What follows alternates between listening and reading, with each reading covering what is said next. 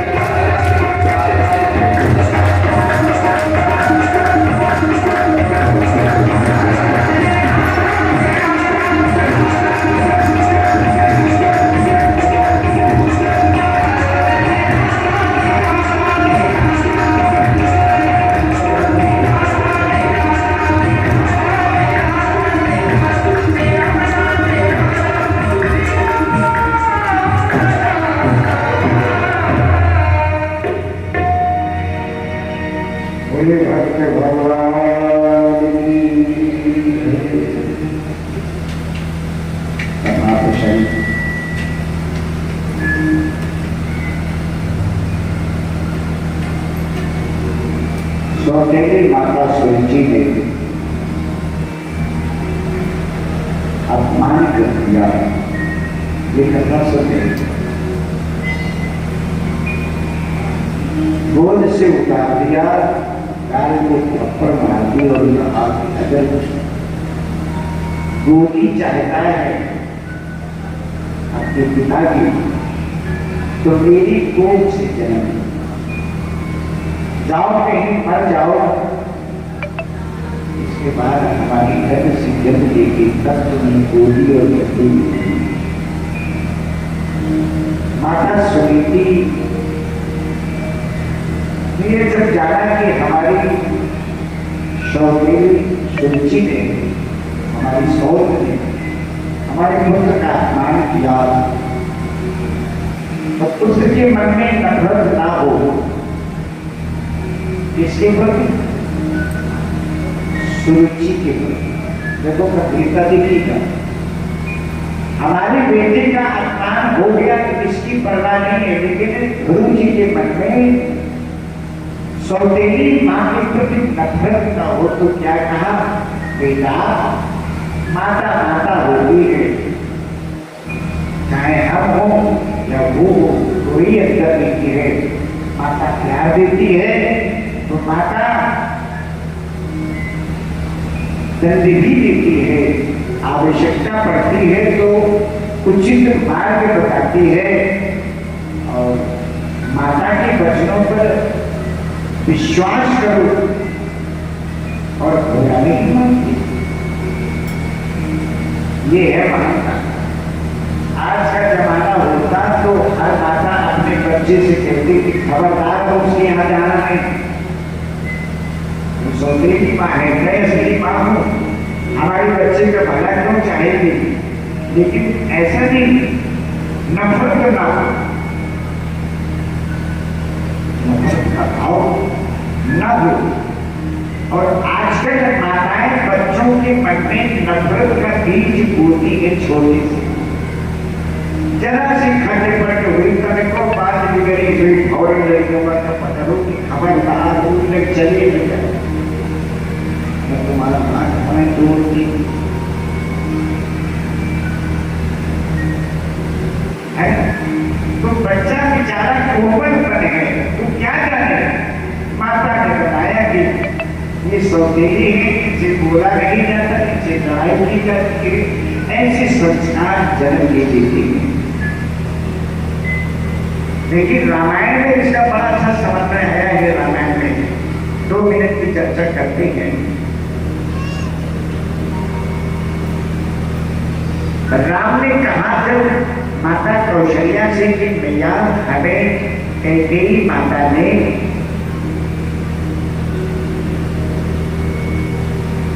पहले तो ये बताया कि माता हमको हमारे पिता ने 14 वर्ष का वनवास दे दिया है, हम तुमसे बिना मांगने आए हैं। बोले राजगद्दी होनी थी, 14 वर्ष का वनवास तुम्हारे पिता ने दे दिया? बोले हाँ। बोले तो कोई बात नहीं, तुम वनवास नहीं जाओगे। ये सच्ची घटना है, रामायण में पढ़िएगा, सुनिए। माता कह रही है कि तुम वनवास नहीं जाओगे, पिता ने आज्ञा की है, अच्छी बात है, लेकिन हम मां हैं, माता का पद पिता से बड़ा होता है। माता का पद पिता से बड़ा होता है, तो माता का पद जब बड़ा है तो उस हक से हम कह रही है कि तुम नहीं जाओगे। क्या कहा?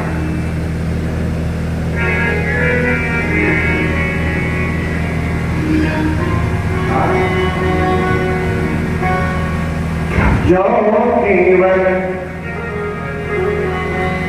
पितुआय सुताता, जो केवल पितु आय सुताता, तो जन जाहु जाने बड़ी माता। तो तुम जंगलों में नहीं जाओगे, क्यों? माता बड़ी है, माता का पद बड़ा होता है। और नाम देने की आय बात बिगड़ी जा रही। अगर मैया ने जंगलों में जाने नहीं दिया तो राक्षसों का संहार कौन करेगा? तो राम जी ने उसी समय काम किया। पिताजी ने तो कहा है, मैया ने कही है, कैकेयी ने भी कहा है, कैकेयी ने ही हमें 14 वर्ष का हमारे पिता से वरदान मांगा है। माता ने कहा है कि राम तुम जल्दी जाओ। और क्या कहा? तापस देश विशेष उदासी, 14 बरस राम बनवासी। हे राम, तुम 14 वर्ष तुम जंगल में रहोगे और विशेष उदासी। कैकेयी ने कहा राम रहोगे उदास मन से, तुम कभी जंगल में 14 वर्ष हंसोगे हंसोगे, ये पागल बर्बाद तो किया ही, लेकिन तुम हंसोगे, हंसी छीनगी है। तो कहा मैया ने भी कहा, बोले हाँ, बोले अगर मैया ने कहा है तो फिर यहाँ क्यों खड़े? जो भी तुम्हारा माता ने कहा है ना, बने जाना, तो फिर जहाँ वो जाओ तो कारण सके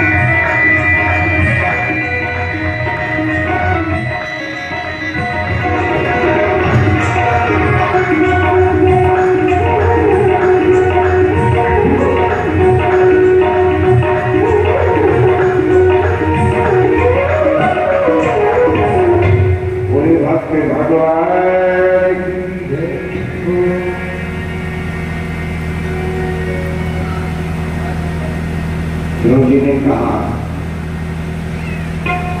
मैया मुझे मर ही जाना है। माता ने कहा है कि जाओ मर जाओ, अब हम मर जाएंगे। सुनीति ने कहा, लाल एक गोदी के लिए, एक गद्दी के लिए तुम अपने प्राणों से आगोगे, आखिर वो गोदी कब तक रहेगी? पिता की गोदी में बच्चा कब तक खेलेगा? जब तक पिता जिंदा रहेगा ना। और पिता जिंदा कब तक रहेगा इसका कुछ ठिकाना है क्या? वो डॉक्टर खत्म हो जाए। अरे नासमान गोदी के लिए तुम अपने को माता ही, अरे गोदी तो वह मिले जो मिलके कभी छूटे, गोदी वह मिले जो मिलके कभी न छूटे, गद्दी वह मिले जो मिलके कभी न छूटे। बोले भैया तो क्या कोई ऐसी भी गोदी है, ऐसी भी गद्दी है? कहा हाँ, तुम्हारे पिता से श्रेष्ठ गोदी, तुम्हारे पिता से श्रेष्ठ गद्दी। बोले किसी? बोले परमात्मा। माता परमात्मा को होती, अब प्रश्न खड़ा हो गया, परमात्मा को ना परमात्मा बता। अब बच्चा है 4.5 साल का, जरा परमात्मा, परमात्मा उसे कहते हैं जिसने दुनिया बनाई है, हमें बनाया, तुम्हें बनाया, सारे संसार को बनाया, जिसने जन्म दिया है वही परमात्मा है। अच्छा वो कहाँ मिलेंगे? कहा जंगल में मिलेंगे। तो माता अब हम जंगल ही जाएंगे। कैसे मिलेंगे? कहा उनके लिए तपस्या करो, उनकी याद करो, उनका नाम लो। अच्छा माता अब हम जा रहे हैं। अरे बोले अभी नहीं, तो बहुत छोटे, बहुत छोटे, बड़े हो जाना तब तपस्या करना। बोले नहीं, हमें जल ग्रहण नहीं करना है, हमें जाना।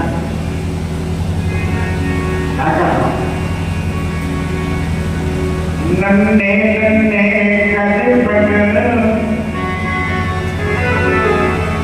दूध के दनिया है, तेरे छोटे छोटे भी हाथ पैर हैं। नन्हे नन्हे कर बदन दूध के दनिया है, अम्बे अम्बे कहे कौन किसको बुलाएगा? मुझको लगेगी और उदास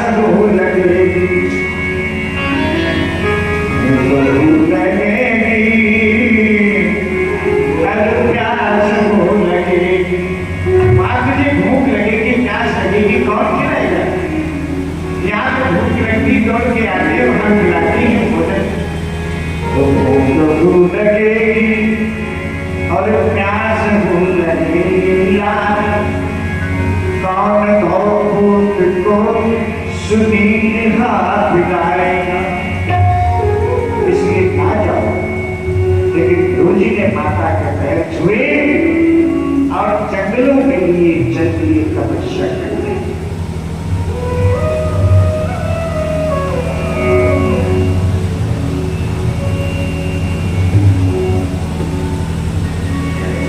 नाटक पूरा बंद, तेरा आवाज शुरू।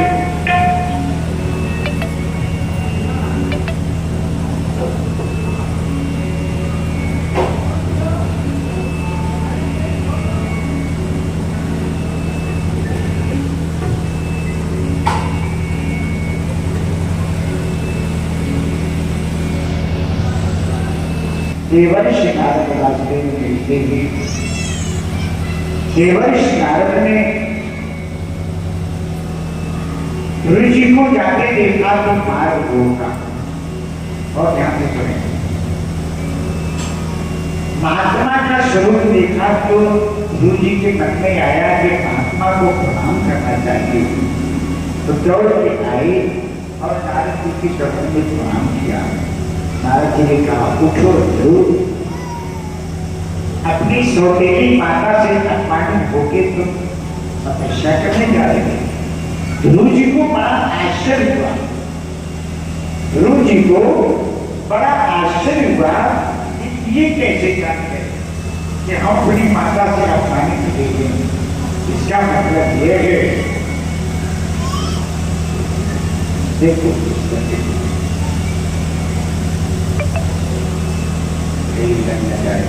माता सती की